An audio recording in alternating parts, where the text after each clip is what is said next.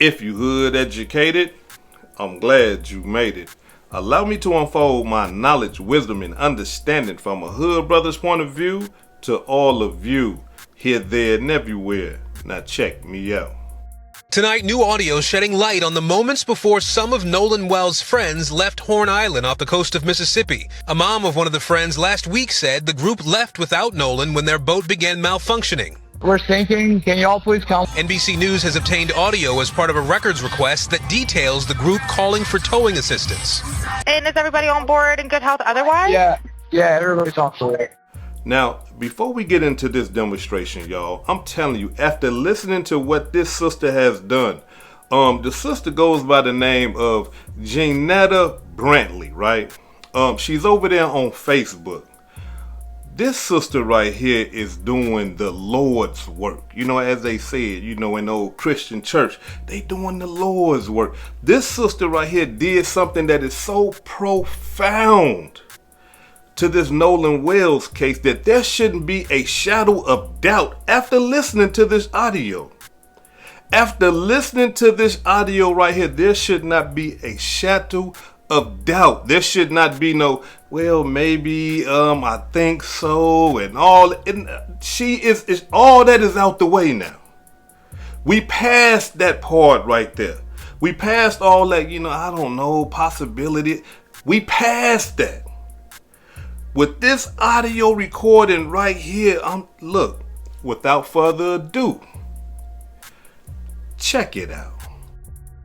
Okay, so before I play this, I want to quickly explain what I did, what you're looking at on the screen, and why I chose to approach this audio the way that I did. As a professional audio engineer with experience in dialogue editing, dialogue cleanup, sound design, and post-production, I decided to work on that CTO call using traditional audio processing techniques rather than relying on any AI voice separation or AI enhancement. My goal was pretty much to preserve as much of the original recording as possible while making the quieter dialogue and background audio easier to hear. So I basically used techniques such as subtractive EQ, compression, gain adjustments, noise reduction, frequency isolation, and other traditional processing methods. So what I did was I separated Vicky, the CTO dispatcher, from Warren and the audio originating from the boat so that I can concentrate more closely on what was happening behind and around Warren, pretty much on the boat. And I specifically chose not to rely on AI because aggressive AI enhancements and voice isolation tools can sometimes introduce artifacts and distort the speech or create ambiguity around the sounds that were originally present. And for something this serious, I wanted my processing to remain as conservative as possible. You'll also notice time code and dialogue written on the side of the screen and pop up during each segment. That dialogue represents what I personally hear as an audio engineer while processing and repeatedly reviewing these sections. I'm pretty much providing it as a listening reference, not as a declaration that my interpretation is the only possible interpretation. And that's important. I want you to listen for yourself, use headphones if you have them, listen closely, and decide with your own ears what you believe is being said. You can also return to the original unprocessed recording and compare directly with what you're hearing here. You'll also notice that my time code may not match the regular timestamp on the original uploaded video. And that's because I'm working inside a professional post-production timeline, a digital audio workstation, basically using SMPTE time code, which in film, that's displayed in hours, minutes, seconds, and frames. Film and TV timelines are completely different from timestamps that you see when you're watching regular videos or when you're watching a movie and you hit pause. So basically the time code on the screen is there to identify the precise location within my working session, not to represent the elapsed timestamp displayed by the original video player. And I hope that makes sense. For this first video, I'm sharing only approximately 37 seconds of the call. I originally intended to continue much further, but once I separated the dispatcher from the boat and started concentrating exclusively on the background dialogue, what I believed I was hearing became extremely difficult for me to process emotionally, and I needed to take a mental break. But I wanted to release this portion because some of the details that stood out most to me occur very early in the call, like right at the top of the call.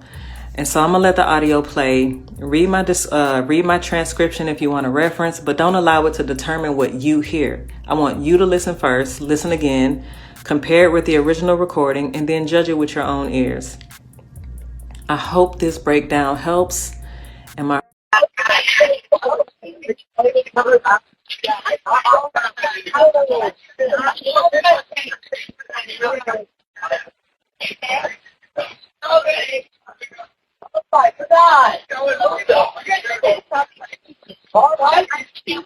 Hey, we're at the west tip of Horn, and our bilge pump stopped working. We're sinking. Can y'all please come? We have a membership. Hey, up! Shut the fuck up!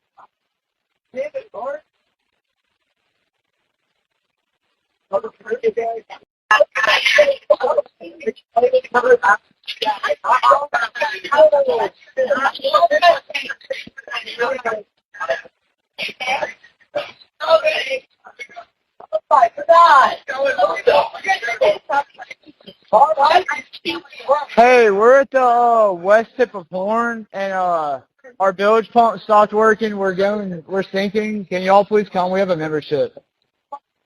Hey, up! Shut the fuck up!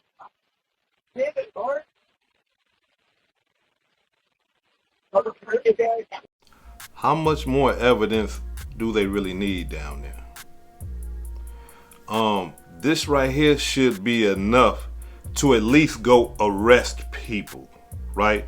This right here should be enough to go grab them boys and put them in that county jail and let them sit there and sweat. Not only that though, do them the same way y'all do us when y'all suspect us of committing something like a murder. Y'all come get us with evidence like this and have us sit in the county for days. You see what I'm saying? Applying real pressure on us. Why y'all ain't doing it with these boys? How are they still able to remain free after I know the homicide detectives, y'all done listened to this and y'all done broke that thing down the same way this sister broke it down. Y'all are professional investigators. And you mean to tell me that y'all don't have this? Y'all don't have this audio? Come on now. Y'all got this audio. Y'all listen to this audio. But y'all still trying to figure out a way where y'all can get around what happened to Nolan. That's what y'all trying to figure out. But the thing is, the same way that the police use technology to convict people and to condemn people, yeah, that same technology gonna convict and condemn y'all down there because y'all out of pocket. Y'all out of pocket. There's no way that that is not probable cause to even charge them with murder, manslaughter, reckless homicide, something. Right? Something. Instead of them just being able to get on interviews and lie and all that old type of stuff. Them boys should be in jail. Come on now. What else do y'all need? As a matter of fact, look, this is what we finna do. We finna break down what it takes to charge somebody with murder. That's what we gonna do. Because, I mean, they law-abiding citizens down there. Well, then follow the law. Because these are not my laws. These is Mississippi laws. And with everything that I just heard, them boys right there need to be charged with something. So now, homicide detectives should be asking that girl, the one on the audio that said, "You killed him." Excuse me, ma'am. Who is you talking about? Which one of these boys that you said you killed him to? Who you say that to? And being that you said that he killed him, you seen what happened. Because you know this particular person is the one that committed the murder. You see what I'm saying? So excuse me, ma'am. Which one of these boys did it? And since you witnessed the murder, what did these other boys do? How did they participate in the murder? You see, this is no longer an accidental drowning and all that old type of stuff. It's clear as day. You killed him. Wake up, Nolan. Get the fuck up. No, you done killed him. You done killed him. So, hey, wait a minute. Why isn't this girl under arrest? She's an eyewitness, a star eyewitness, the key witness in the whole case because she's seen the murder go down. You see? So why she ain't arrested? Why her mama and them ain't coming forward and saying, hey, look, baby, you need to tell them what you seen. Because if you don't tell them what happened, you're going to be an accomplice to a murder. You're going to be an accessory to a murder. You're going to be an aid and abettor to a murder. So you need to get in that not the courtroom, but you need to get in that interrogation room and let these homicide detectives know what you saw. You see? Or is it just a whole conspiracy? I mean, is it just a big cover-up? The parents in it, the medical examiner is in it, the judge is in it, the prosecutor is in it, the sheriff is in it. Is this just a big cover-up? You see? What's going on down there? Because as soon as they heard that, what we just heard, and you hear somebody say, hey, you killed him? Wait a minute. Stop everything. How many people was on that boat? What did he say? Like 7? Okay then, all right. Well, which 7 peoples was it, Warren? We need to know the names of all the people that were on the boat, men and women. Who are they? You was there. Who are the people that was on the boat? Which one of these are the ladies that was on the boat? Okay, her and her? Okay, yeah, y'all come here. We need to holler at y'all. No, we ain't trying to hear none of that. Come here. We need to rap. You said you seen something. We got it right here. Don't lie. Look. Push it. Okay, yeah, we heard you. We heard you say that. Who was you talking about? And that right there, case closed. We got charges. We got a trial date. But for some reason, this murder case right here is taking longer than others. And the only reason that I can't believe why is because these boys right here, parents, is well connected and they got money. That's the only reason why. If these boys was poor white people in Mississippi, they ass to be locked up. You know, black people, you ain't got to be poor. You can be rich and your ass gonna be locked up. But you know, white people, these people, they got money though. So they ain't poor. They can't just do them how they do poor people. These boys is connected. Lawyers, sheriffs, judges. Come on. You see, but not only that though, the medical examiner was a police for 28 years down there.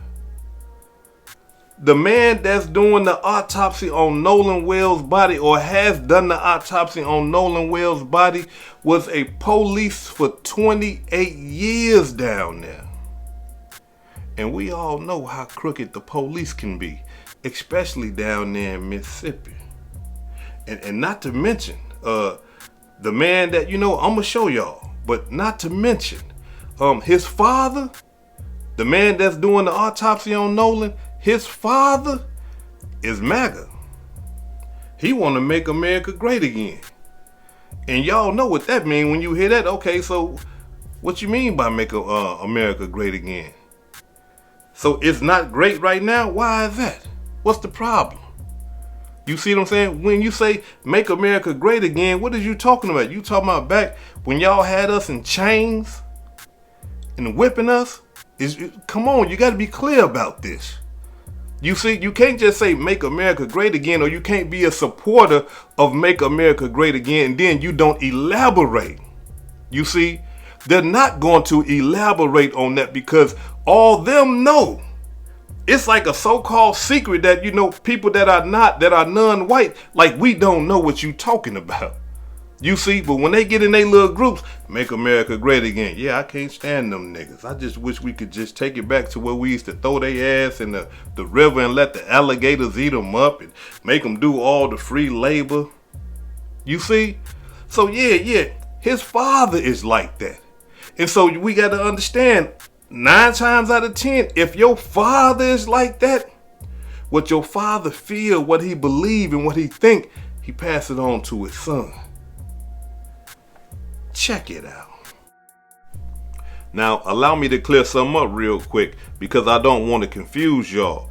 But the father wasn't a sheriff. He was a part of the police department, the Pascagoula Police Department, and he is now retired.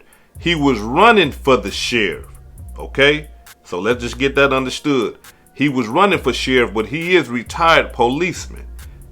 Check it out. Hello, I'm Bruce Lynn. I'm running for sheriff of Jackson County. I've been challenged by one of my supporters, Mr. Dennis Troy, in the Ice Bucket ALS Cold Water Challenge. I accept your challenge. I will also be making a donation to the ALS Foundation. I want to challenge my son-in-law, Lee Coleman, my son, Bruce Lynn Jr., and my youngest son, John Lynn.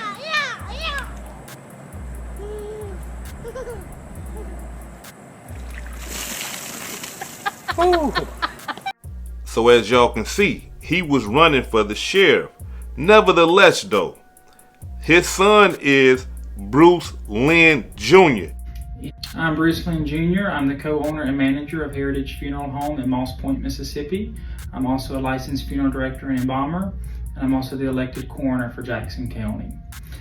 Through my years of service, both in death care and on the coroner side, I have witnessed firsthand the effects that alcohol plays in the aftermath of unfortunate circumstances surrounding our youth in our area and in our community.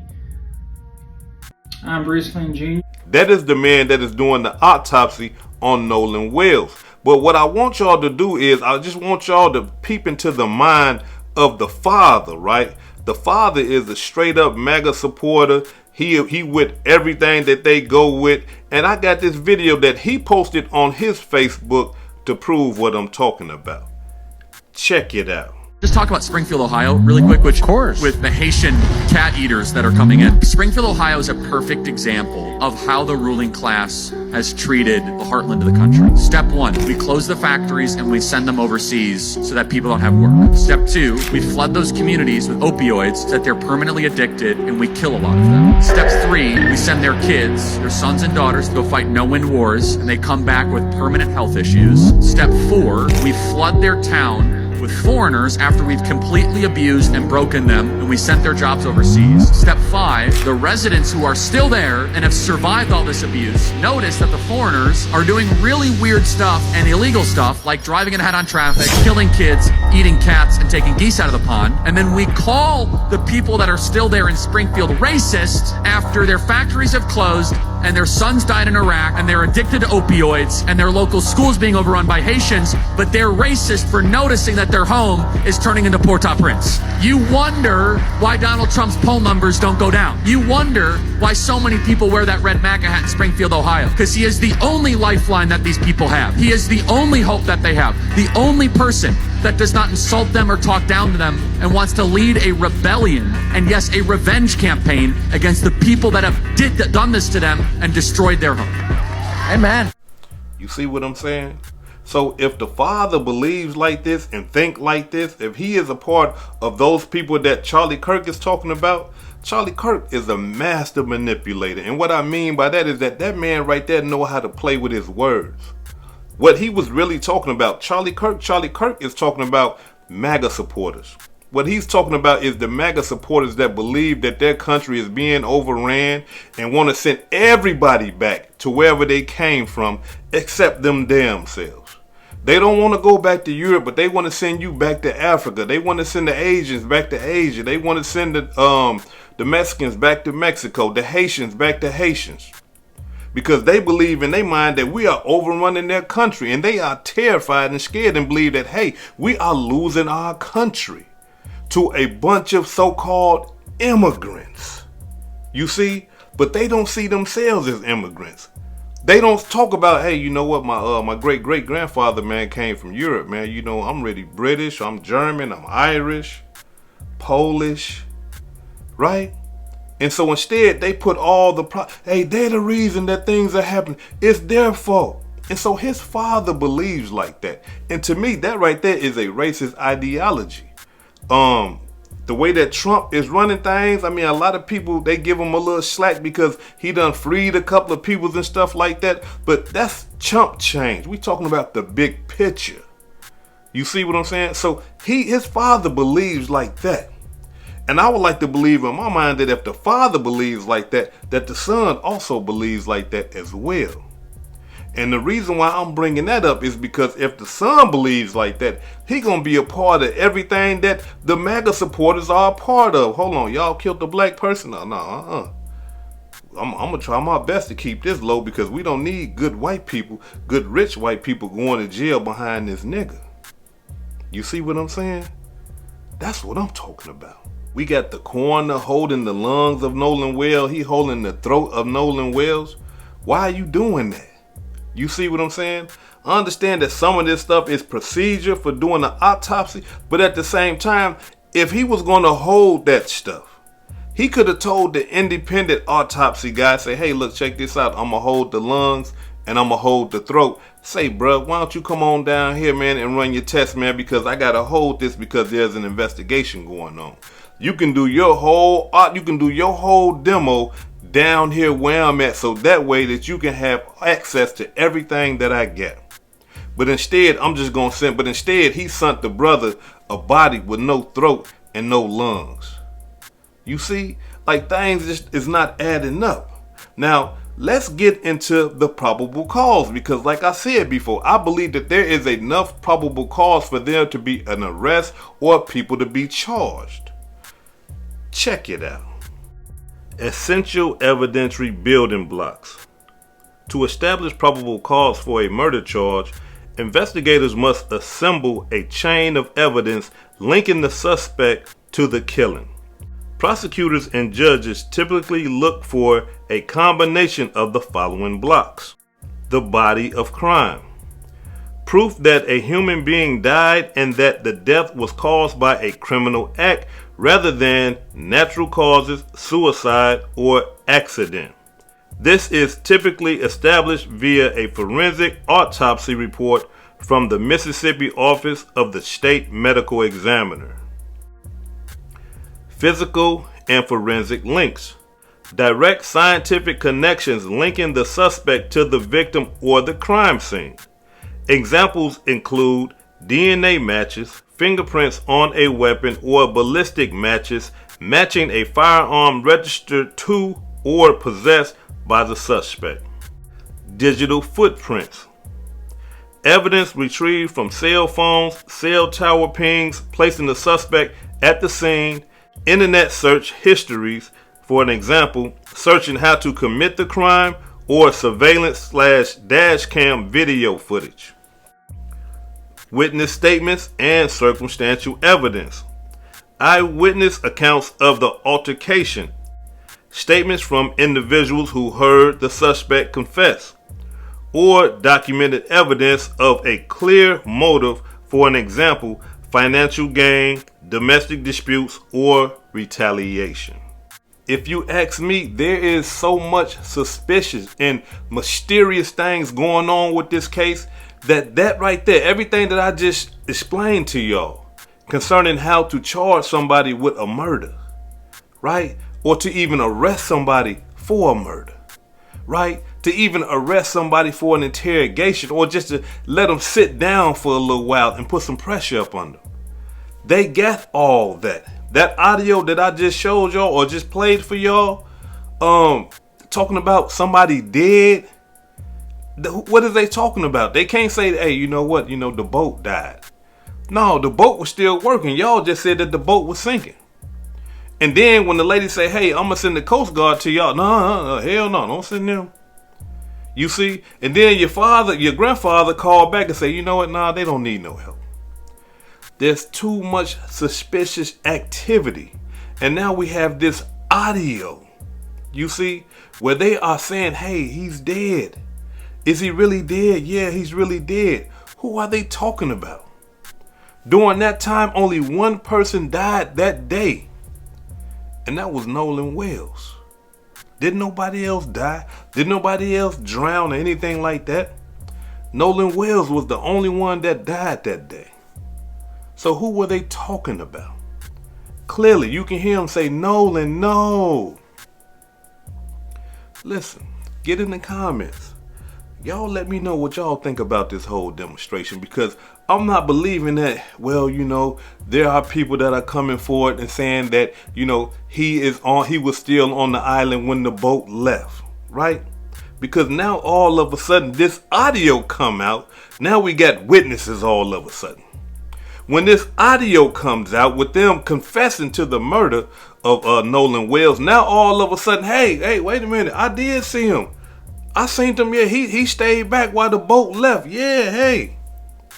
And the cold-blooded part about all of that, they did not go that far away from Horn Island. Remember, when that lady asked, she said, are you at Horn Island? He said, yeah.